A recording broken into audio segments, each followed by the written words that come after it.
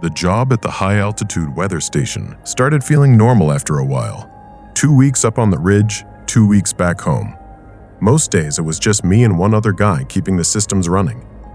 The building sat on a bare, rocky spine, with nothing around but ice and open sky for miles. One narrow service road led up there, and half the year it stayed buried under snow. We had reinforced walls, a generator room, and a few cameras mounted outside. The cameras were mostly for safety during bad weather. If one of us had to step out, the other could watch the feed and make sure they did not lose their way. Whiteouts hit fast up there. 1 minute you could see the next ridge, the next minute everything turned solid white. You could not see your own feet. The ground disappeared. That is why the cameras mattered. They had thermal overlays and low-light sensors, but even those struggled once the snow started driving sideways. 3 nights into my last rotation, the storm rolled in without much warning. My partner had already gone to bed early. I stayed up at the monitors, checking wind speeds, logging pressure readings, and cycling through the camera feeds like usual. Everything looked routine until camera 3, the one facing east along the side of the building, started flickering. At first, I figured it was just heavy snow streaking across the lens and some static. That happens all the time. But then something else moved through the frame. It was not tumbling like debris or blowing like loose snow. The movement had a slow, steady pace, crossing from left to right. I leaned closer and tweaked the contrast. The thermal layer barely caught anything, just a faint blur, but the shape stood out, tall and narrow. It looked like a person walking. I sat there staring, trying to understand what I was seeing. No one was scheduled to be outside. No one could walk around calmly in that kind of whiteout. I switched to camera 4, which covered almost the same spot from a different angle. The feed showed nothing but swirling white, no shape at all. I flipped back to camera 3. The figure was still there, moving at the same unhurried pace. It did not look like it was fighting the wind or stumbling lost. It looked like it knew exactly where it was going. The timestamps matched on both cameras. No delay, no obvious glitch. One feed showed something walking. The other showed empty white.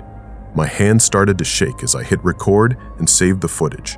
I kept switching between the 2 views. Camera 4 stayed blank every time. Camera 3 kept showing the shape, and each time I looked, it had moved a little closer to the camera. Visibility outside would thicken and thin with the gusts. Whenever the snow got heavier, the figure seemed to jump forward, using the whiteout like cover. I paused the recording on one frame to get a better look. The image was grainy, but I could make out the outline clearly.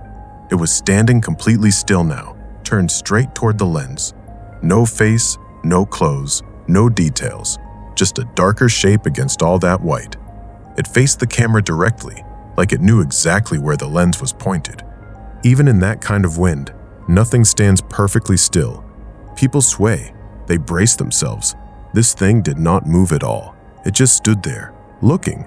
I do not know how long I stayed frozen in the chair, staring at the paused image. Eventually, the feed flickered again, and the shape vanished. Not walked out of view, just gone. I checked every other camera. All of them showed nothing but white. By morning, the storm had passed. I went outside with my partner to look around. There were no footprints near the building, no tracks in the snow. Nothing looked disturbed. He watched the saved recording twice, then shrugged and said it was probably a sensor artifact from the snow and lighting conditions. After that, he went back to bed. I stayed awake the rest of the shift, watching the monitors, but nothing else appeared. I almost convinced myself it had been nothing. A few days later, another storm came in, worse than the first. The wind howled so loud it shook the walls. I was back on monitor duty, tense this time. The cameras started degrading almost right away.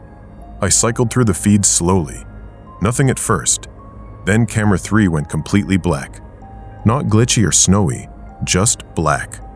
The system still showed it powered and connected, but there was no picture. One by one, the other exterior cameras followed. Every screen went dark. For the first time in all my time at the station, I had no view of the outside at all. The building suddenly felt smaller. The wind screamed outside, but inside, everything grew heavy and quiet. I was standing up to wake my partner when I heard it. 3 slow, deliberate knocks on the front door, not loud or rushed. just calm and even. I froze where I stood. No one could possibly be out there in that weather. Nothing could. The knocks came again, same steady rhythm, patient. Then a third time. This set sounded closer, like whatever was making the sound had stepped right up against the door and leaned in. I have not slept well since that night. During the day, the station looks the same as always, but every time a new storm warning pops up on the monitors, my stomach drops. I keep thinking about how patient those knocks sounded, how still that shape stood while the wind tore around it, and how it seemed to know exactly where the cameras were watching. I tell myself it was just the weather playing tricks. Snow, static, my mind filling in gaps. But part of me knows I will never feel completely sure again. Not when I am alone on night shift, staring at blank screens while the wind howls and the silence presses in from every side. Sometimes I catch myself standing in the main room, just looking at the door, waiting.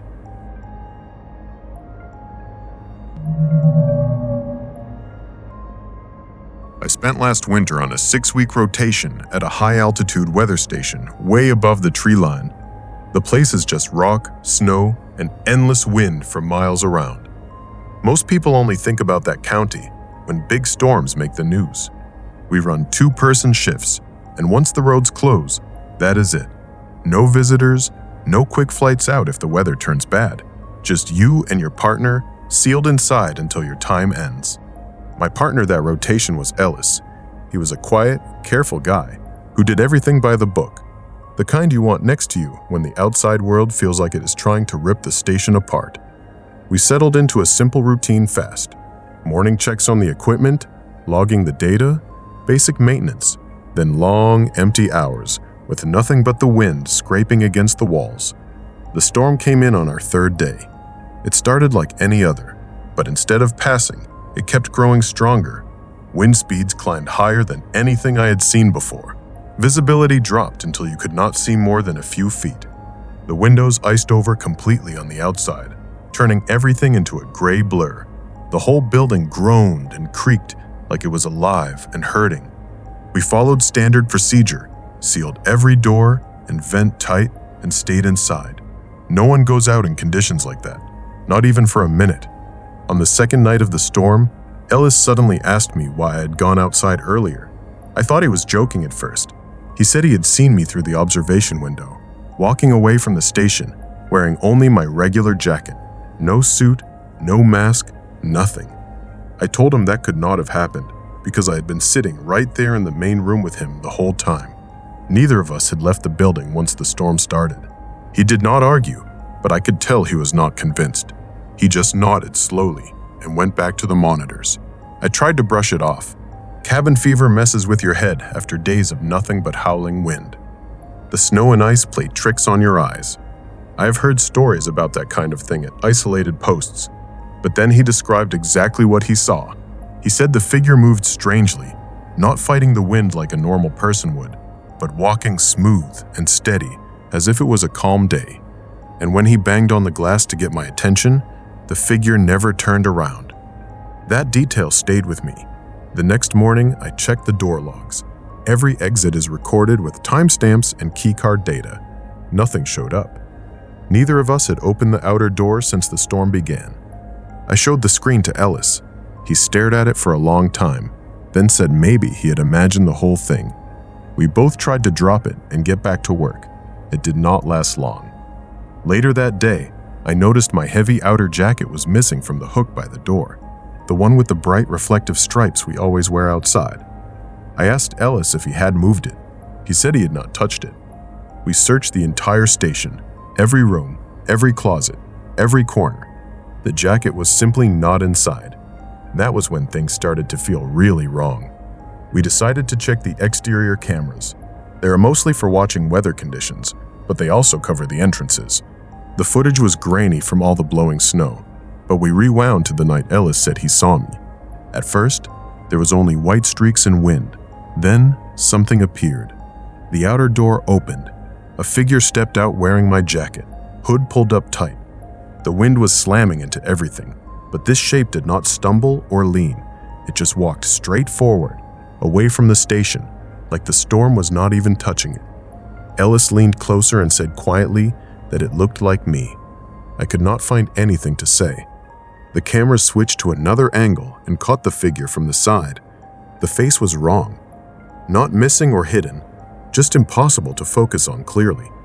The more I tried to look at it, the more the details slipped away. We watched the clip over and over. The door opening, the figure stepping out, walking calmly into a storm that should have knocked anyone down in seconds. No hesitation, no struggle, just leaving. Then the feed turned to static. We checked the logs again. Still no record of the door opening. No keycard use. Nothing at all. Ellis started asking me questions about exactly where I had been at that time, what I had been doing, whether I could prove I had stayed inside. I got frustrated and told him the system must have glitched. Even as I said it, I knew how unlikely that was. The door logs and camera feeds run on separate systems. They do not fail together like that. Neither of us slept that night. We stayed in the main room with all the lights on, watching the monitors.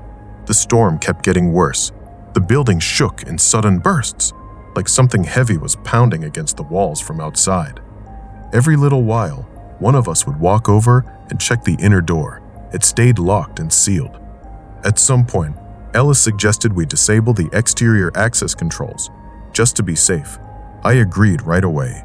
We shut everything down from the inside, locked it tight, and kept the manual override ready. No one was getting in or out without us knowing. Hours dragged by while the wind never let up. Sometime early in the morning, one of the cameras flickered, just for a second. Ellis pointed at the screen right away. On the east side feed, beyond the floodlights, a shape stood in the snow. It did not move. It did not come closer. It just stood there while the wind whipped snow across it. The shape looked like a person wearing a jacket with reflective stripes. My jacket. It faced the station directly, not swaying, not reacting to the storm at all. Ellis whispered that it had come back. We watched it for what felt like forever, waiting for it to do something. It never did. It stayed perfectly still, staring toward the building. Then I realized the worst part. The spot where it stood gave it a clear line of sight straight into the observation window. The same window Ellis had looked through when he thought he saw me. The same window we were sitting near right then. I turned my head slowly toward the glass. The storm had coated most of it with thick ice, but there were a few thin spots where you could almost see through. For just a second, I thought I caught a darker shape right up against the building. Too close. Way too close. I stepped back quickly. Ellis did not ask what I had seen, and I did not tell him. After that, we stopped talking. We just stayed in the main room, lights on, eyes on the monitors and the door. Every time a camera flickered, the shape was still out there, in the same spot, standing motionless in the storm. The rotation still has weeks left. The storm shows no sign of breaking. We keep checking the seals and the logs, but I cannot stop thinking about that figure wearing my jacket, walking out into the wind like it belonged there. I keep wondering what will happen when the door opens again, and whether it will be from the inside or the outside next time. I do not know if I will ever feel safe looking through that observation window again.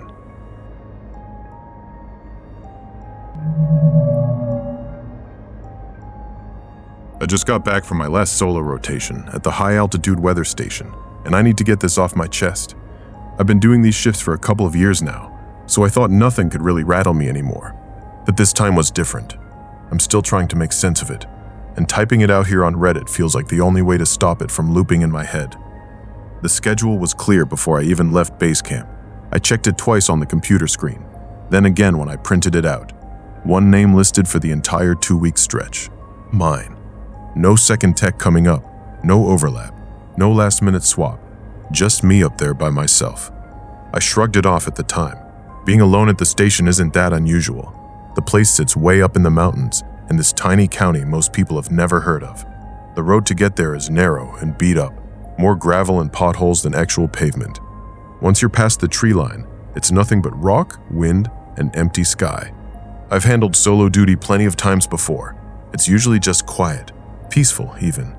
This rotation felt off the second I unlocked the main door. The air inside smelled used, like someone had been walking around and breathing in there only minutes earlier. I told myself it was just stale air from the station sitting empty for a week.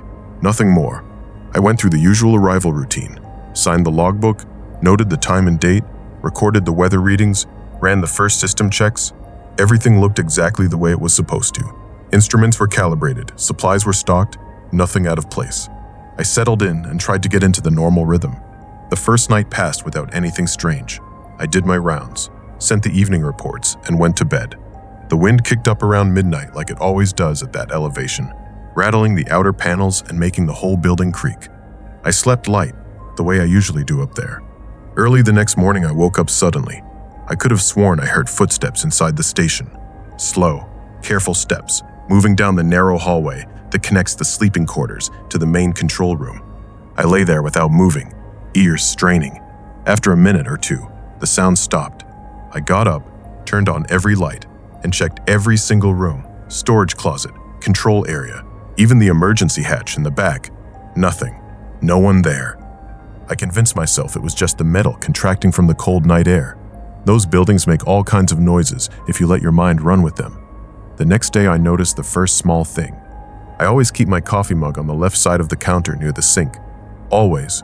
When I walked in after lunch, it was sitting on the right side instead. I stood there staring at it for a long minute. I knew I hadn't moved it.